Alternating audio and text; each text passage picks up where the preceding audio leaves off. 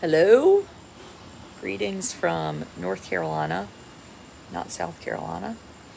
Um, the news is all in a flitter, Twitter, flutter, flitter about Alec Murdaugh, who lives in South Carolina, and his wife and son were murdered, which is terrible.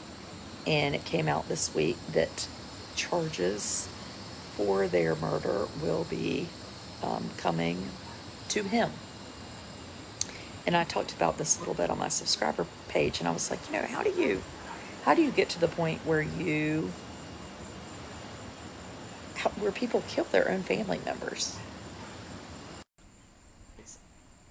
And I think when it's a white attorney from South Carolina, let's just be honest, that feels a little bit odd, you know? Whether it should or shouldn't, it feels odd. Hi, Seton Tucker. Hello, So how are you? Seton is our expert in the making. And Seton, you and I just did a subscriber video a few nights ago. We were like, what's happening? I mean, at the time I was like, this could take another 9 months. I know, I'm going to be sad when this is all over. I'm going to have to come up with another murder mystery I can follow. So I get to come on here with you. And hold on, I'm having trouble hearing you. Hang on. I don't know. Is I've it got my me or volume all you? the way up. Can you hear me? Okay, well, I I can can as hear long you as people in this perfectly. house stay quiet. Do you want me Yeah, to maybe do that. log Then off because and I'm log back afraid in? Okay. All right. I live I'll with request to join crazies. again. All right. Sometimes Seton and I have um, connection problems. But Seton Tucker has an awesome podcast called Murdaugh Family Mystery, Family of Influence. And clearly, I need quiet. Okay. Amos, I'm telling you right now, you're pushing my envelope. No, you're not pushing it.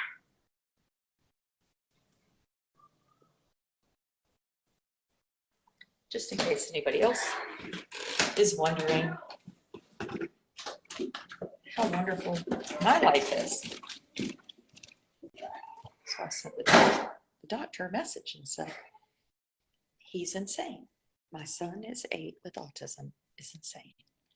It's true. It's a true story. Yeah.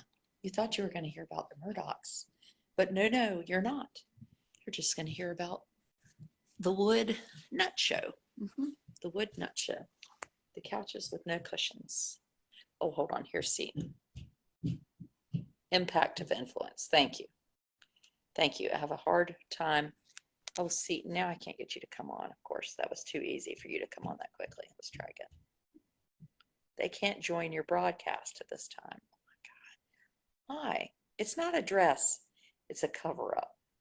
I put on a dry bathing suit and turned it into a cover up. Hold on. Seton, try again. He has not been arrested. That was called clickbait. No, he hasn't been molested. Okay. He has not been arrested, but he is supposedly going to be arrested according to his own family. Yes, I am speaking tomorrow in Atlantic Beach at the Dunes Club. Very excited. The dog out. Now can I hear you? I can I hear you think fine. so. I've heard I you don't know. fine Maybe all along. Amos has destroyed my hearing or something. I'm Okay, sorry. so give us what do we know? What's happening? Oh my gosh. So we talked on Sunday and we're like, how long is this going to go on? And then yesterday, Fitz News in the morning said that the grand jury was going to hear indictments against Alec Murdaugh in the deaths of Maggie and Paul. And then shortly thereafter, Post and Courier said that SLED met with John Marvin for 30 minutes and also Maggie's family. So everything kind of started blowing up yesterday. And then the whole media world, national and local, state, everyone started talking. So did we hear from Maggie's family? Did you just say that? We have not heard from Maggie's family, but Maggie's family was notified by SLED that this grand jury hearing is happening. So, I mean, that's pretty big. And then, you know, I think it was pretty funny because local media reached out for Dick Harpootlian for a comment. And I think he is out of the country and he's like, I don't know anything about it. He's like, I haven't heard anything about it. But then the other attorney who represents Alec Murdaugh, which is Jim Griffin, he did give a statement to Fox News Carolinas basically saying that this was in fact true. So tomorrow, a grand jury in Colleton County is hearing information which will potentially implicate Alec in the murder of his wife and child. And is it unusual for us to know this before it actually happens? Yeah, because a grand jury is supposed to be secret. Like, we should not know about this. We definitely should not. So, and actually, I think SLED, maybe, I saw somewhere yesterday that SLED is kind of upset that there have been these leaks. And we don't know if the leaks are coming from the Attorney General's office or someone. It can't be, because it has to be the grand jury, because this is the Colleton County grand jury, Right. not the state grand jury. So there have been other leaks that have kind of come out. So it's most likely a leak from the grand jury's office, because we heard about, you know, there was talk about some cell phone records from the Alec's cell phone records from the night of the murder. We also heard about this impact spatter, which that was also another leak. So, you know, it is unusual. And John Marvin did issue a statement to the Post and Courier basically saying they just want to know the truth. They support the truth no matter what it is. Whoa. Yeah. And also, you got to think about Buster. I mean, it's, you know, his brother and mother are dead. And now it looks like his dad was somehow involved in the murders of his brother and mother. Pretty horrible. Yeah, and I think I was saying this morning on a subscriber video, I was like, you know, it annoys me so much that we know people kill their people in their family. I think it's hard to wrap your mind around, but I'm almost annoyed at myself for kind of falling into like, this is like, you know, just some good old boy, white, wealthy dude that's a lawyer from South Carolina. I'm shocked because of that, which annoys me, you know, like. No, I'm shocked too, but I think it's probably what everyone thinks. Like, it's just hard. You hear about people killing their spouses often. I mean, if you watch Dateline, it's every other episode. But you don't often hear about somebody killing their child. Right. That's a different thing. And was there something, Seaton, in the 911 call? Somebody was telling me that it was like he was mumbling under his breath, Paul, why did you get mixed up in this? Why did you get involved in this? And, you know, it's weird because I'd seen that online. We heard it. We extracted it. And it's so weird. It's like every other time I listen to it, I can hear it. But then sometimes I can't hear it. I'm sure there's going to be analysis by experts who will go over that 911 Paul. But it says something like, you know, Paul, why did you have to get involved? See, I tried to hear it today and I couldn't find it. So I was like, maybe that wasn't even true, but you're saying it was there. We did talk about it early on back last summer, and we actually had a 911 dispatcher on a podcast maybe a month ago, and we kind of revisited the 911 tapes. And she actually said some really interesting things. She said, you know, you kind of have two different people when you have someone who's calling in to 911. You have someone who is like dead calm, who, they are like back. They're in do mode. And then you have the freakers, which I'm sure I would be. But then you don't often have someone who kind of toggles back and forth between the two, which is what Alec did, which made her kind of think, that's not a typical response. You're either one or the other. You're a person who is going to freak out, or you're a person who is going to be dead calm. That's interesting. Yeah, and you were saying recently your mother-in-law had fallen down the stairs, was like you were on the 911 call, like having and I think when I've called 911, I'm like trying to think, have I called 911? I I think I did my oldest now 16 was having a febrile seizure and I didn't know what it was. But if I think back, I Oh yeah. was hysterical. There was no like Yeah. there's no I was at level 500, Anyway, Mhm. No, that's how I was. I was like, get here, not good with right, all the blood and stuff. And again, but there are people who react, and I guess, I haven't seen my child or right, my spouse murdered, but, there are people who react in a very calm manner, and there are people who freak out. But what she said is just unusual to right, have the combination of the two. And if he did, in fact, say, which I hope there's going to be some analysis of that 911 call, if he did, in fact, say, Paul, why did you have to get involved with that? It kind of leads you to believe that there was, he wasn't meant to be there. Now, Vicky Ward, who is a national reporter, she did report in hers that in her column today, she said that Alec acted alone, which all along, that kind of threw me, because all along, we thought there were supposed to be, two weapons, two killers, and they're definitely, he's an experienced hunter. It's a hunting property. There were lots of access to weapons. If he was using an over and under gun, there's only two shots in that. Or he could have been trying to,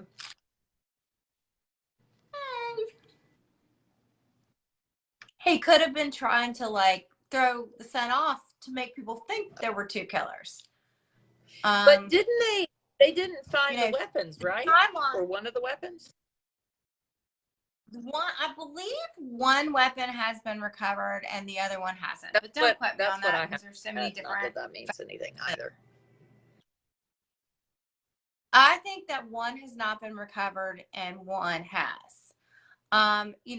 Recently in that ID special that came out, they said that Paul's body was found kind of halfway in, halfway out of the kennels. The reports were that Maggie was face down, like he was running away, but then Paul was shot in the face. I mean, and so if that was true, the FBI expert said that the blood spatter, if in fact all this is true, and hopefully we'll know more tomorrow, but if the blood spatter came from, if Maggie was shot in the back of the head at close range, face down, the blood spatter would have gone down, is what this expert said. If Paul was shot in the face, or not blood spatter, impact spatter. Impact spatter is different than blood spatter. It's brain or foamy stuff that would have come up. So again, hopefully we will know more, but we're not going to know everything tomorrow, because they are just, basically releasing charges. They know more, but we're not going to know everything until it goes to trial.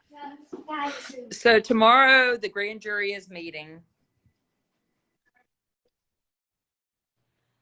And then if they decide there's enough evidence to, charge Alec in this murder, then he'll have a bond hearing, which that will probably be pretty soon. Like, it could potentially be Friday. If it's Friday, I'm going to go down and try to catch it. We're going to the beach next week, but I might just leave early and try to Well, figure they out have these how to do bond that. hearings. Do we think he would actually ever get out?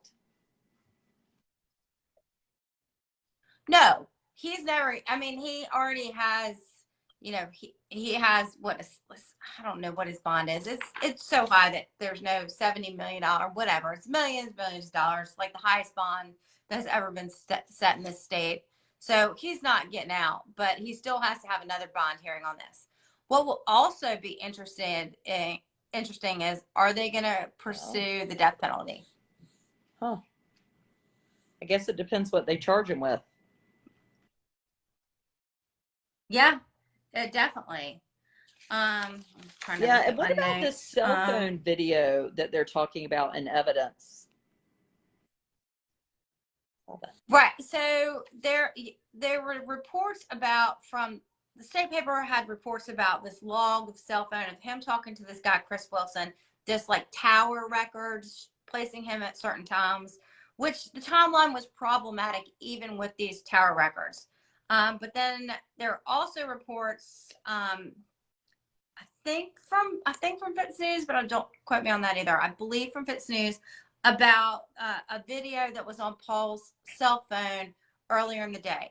But what's interesting about that is Alex said earlier, and it was reported in like the Wall Street Journal, his story was that he was in Savannah with his father at the hospital. He took his Right. father to the hospital earlier in the day. And then he came home to Moselle to take a nap.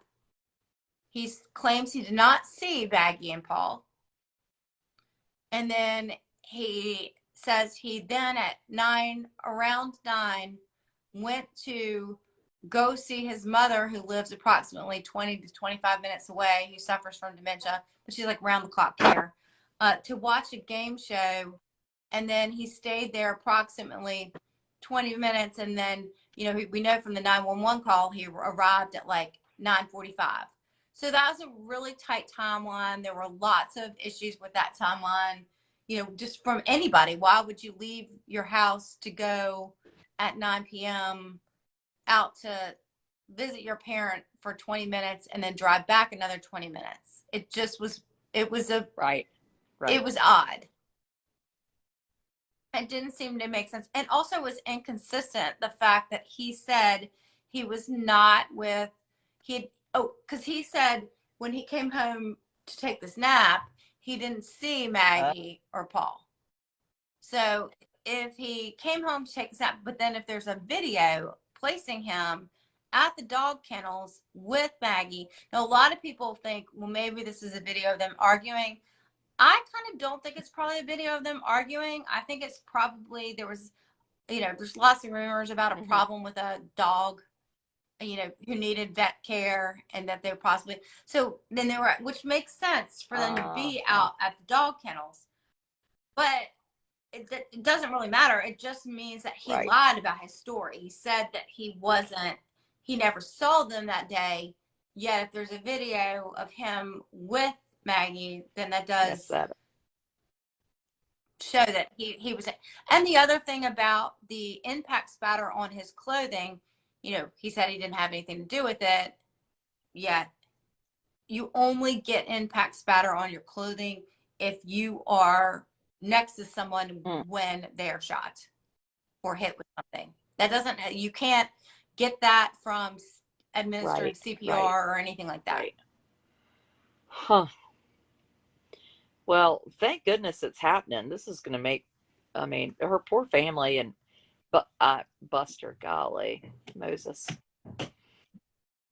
Well, it's just interesting too about, Eddie, who are the people who, it just seems somewhat coincidental to me that Eddie was released from jail last week and then charges were brought forth on Alec this week. Now, if what Biggie Ward says is true, that he's the only one, did that mean that Eddie was somehow involved in some sort of cleanup situation, or who was, or had some sort of somebody had some information?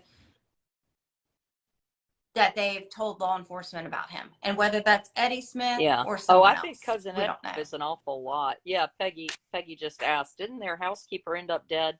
Yes, she did, and her body is to be exhumed. We talked about that earlier this week on a subscriber video, but yeah, and then we know that anyway, there's a lot of people around him that are no longer alive that we keep.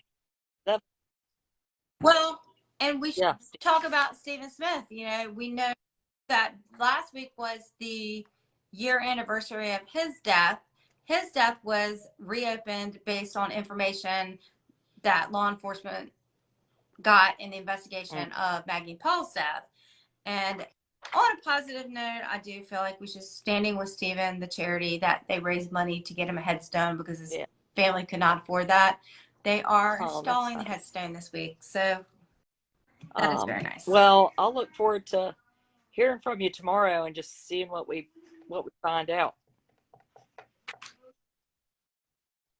Yeah, tomorrow will be an interesting day. I hope, according to John Snyder, our legal analyst, we should hopefully, he said once a grand jury is presented with this information, it typically does not take long for charges to either come forth or not come forth. So we should know in the next few days. Well, let's tune in and listen later. Apologies for my errant 8-year-old. My big ones went to the movies, and the one that's still here is clearly hiding. All my free babysitters have given up at night, except the dog who wants goldfish. Well, thank you, Seton. I appreciate it. Okay, talk to you later. All right, Bye. have a good one.